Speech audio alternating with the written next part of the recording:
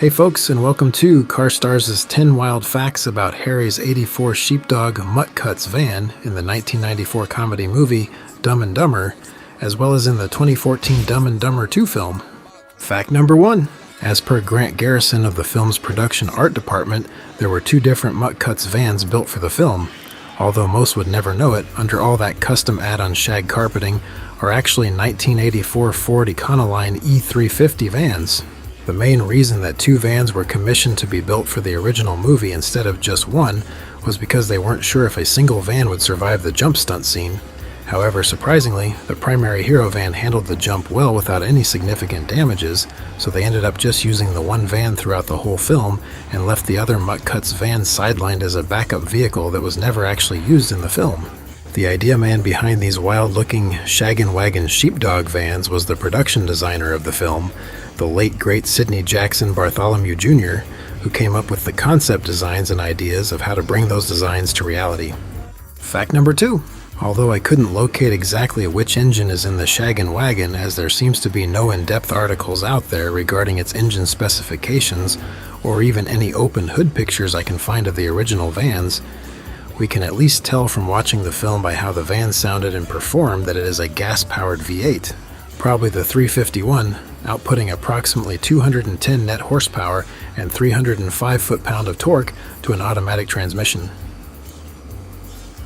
This is the most probable and common engine configuration, as it was well suited for typical utilitarian use, yet were a bit cheaper compared to the larger engine options.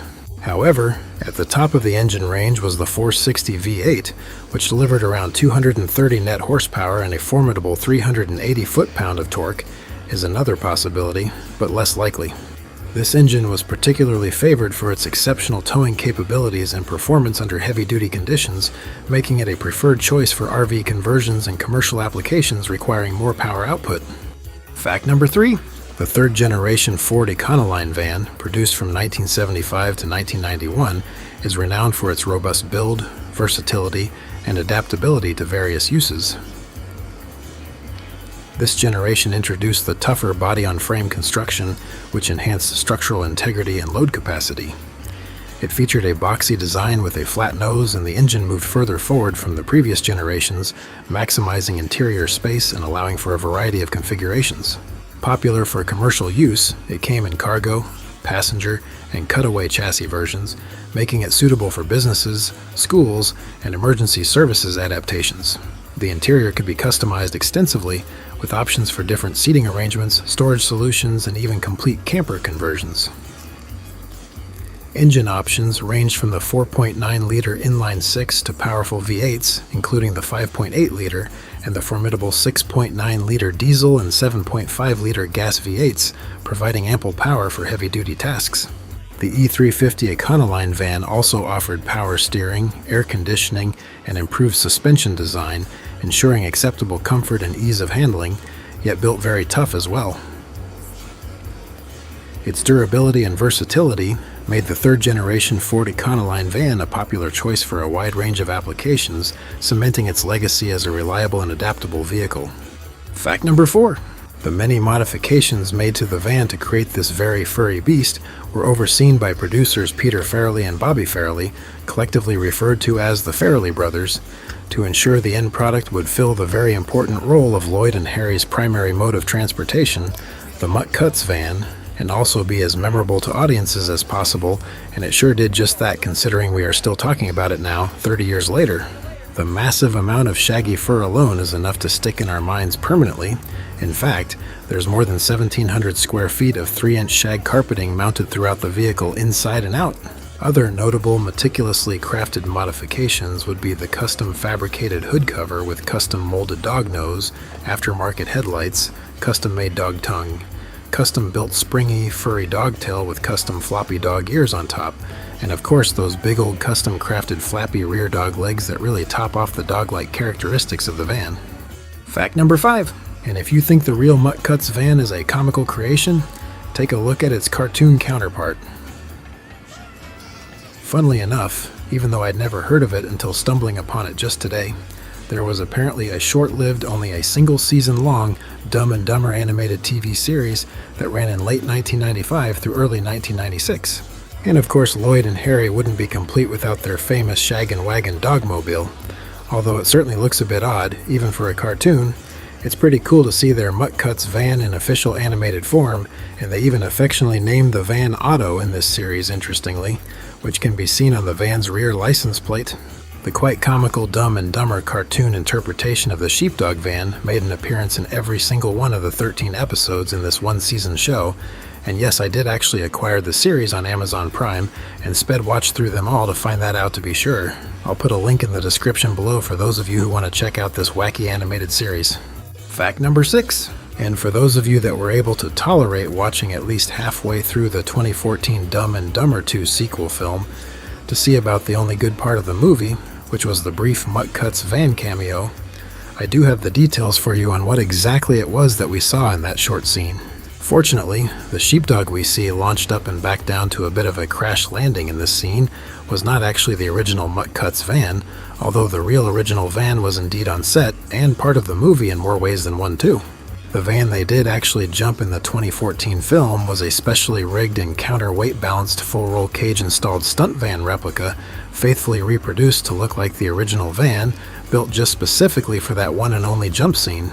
And one of the ways that the original Mutt Cutts van was involved in the 2014 film was that the dog tail, dog ears, dog rear legs, and nose were actually borrowed from the original van used in the first movie for the replica stunt van, so they didn't have to spend the extra time and funds to recreate them for such a short segment. Fact number 7. As you may have guessed from the previous hint, the original Mutt Cutts van from the original film does indeed still exist today. After filming ended, co-writer-director Bobby Farrelly kept the screen-used van and still owns it, as of 2014 anyway. I say that as I haven't seen any evidence of it at any auctions or being sold or anything since, so I assume Bobby probably still owns it and has most likely rolled it back into storage somewhere again. The original van, in its original complete and very unrestored state, was also shown very briefly in the 2014 movie, as it was the van that was shown parked at the skating rink the first time that Lloyd and Harry discover it in the film. Although still technically intact, the original van is in a pretty dire and quite gross state, honestly, and well, I'll just let Mr. Carrey describe it for you as he describes it best here. I love it. It's a petri dish. It's become biological. Yeah, it's pretty nasty now, folks, and this was 10 years ago. Bobby said he had kept it in storage for most of the time since he acquired it after the first film, but you can tell just by looking that wherever he kept it certainly wasn't protecting it from the elements, as she's looking pretty rough, unfortunately. Fact number 8. Now, you're probably wondering where the aforementioned original backup Mutt Cutts van ended up. Well, fortunately for its sake, it has had a much easier and comfy life than the poor original screen-used van has had, and it too still exists today. This one you can even go see in person if you want. The original backup Mutt Cutts van is currently hanging out and still sucking up some fame at the Celebrity Car Museum, located in Branson, Missouri. It also has quite a bit of friendly company too, as the fairly sizable museum has more than 100 movie and TV cars packed into it. As you can see, this much more lucky original backup Mutt Cutts van has fared quite well over the last 30 years and hasn't seen much of any outdoor weather at all, as it's still looking very good for its age and hasn't even faded in color yet, which is quite impressive to say the least. Fact number 9. Although most probably wouldn't expect it to be so, the Mutt Cutts van has had many fan-created replicas built over the years with varying degrees of accuracy. Some have been pretty poorly put together too, but let's take a look at just a couple of the better replicas we've seen surface out there in recent years. Here's a fairly decent 2003 Ford Econoline based replica that popped up at a Scottsdale Barrett-Jackson auction in 2020. This one was quite cool, and it even came with an additional replica vehicle, which was a recreation of the red scooter used in the original film. This Mutt Cutts replica with the scooter sold for a tidy $22,550, not too shabby. Another even finer replica would be this 1993 Ford Econoline E150 based replica. As you can see, no detail was left out on this very impressive example, and it even came with a PD birdcage replica, which is a funny little touch. This baby sold at a carsandbids.com auction in 2023 for a hefty $41,000, so apparently the values of these replicas are on the rise. Fact number 10. Taking a peek into the scale model world, Even though there really wasn't a lot of official merchandise released from this film, oddly, some have popped up in recent years, so there are a few different ways to go here if you fancy a small-scale replica of the Mutt Cutts van. In the way of direct die-cast replicas, there is really only one official 1/64th scale model released from Hot Wheels, and that's about it for die-cast. Their model here is pretty decently detailed for its size. Although no longer on the current retail market, these can be had for around the $35 mark on eBay.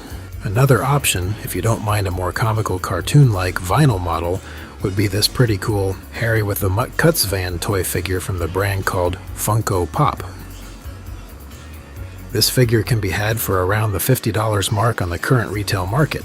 Another way to go, if you're a diehard fan of the Mutt Cutts van and are skilled at model building, would be to create your own 1/25th scale replica based on a currently available Ford van model kit, like someone did a fine job of here. There are a few different variations of a 1977 Ford van model kit from AMT that typically runs around $25 that could be used as a base. I will put links in the description below for both the Funko Pop figure and the 77 AMT van model kit for those interested. And for those of you who haven't seen it yet, I also have my own diecast car channel named Show and Tell Diecast that I display and detail my diecast models that I add videos to also. I will include a link to the diecast channel in the video description below for those interested. Well, there you have it, folks. Thanks for watching, and make sure to hit that subscribe button if you like what you saw here. You guys are all great. See you next time.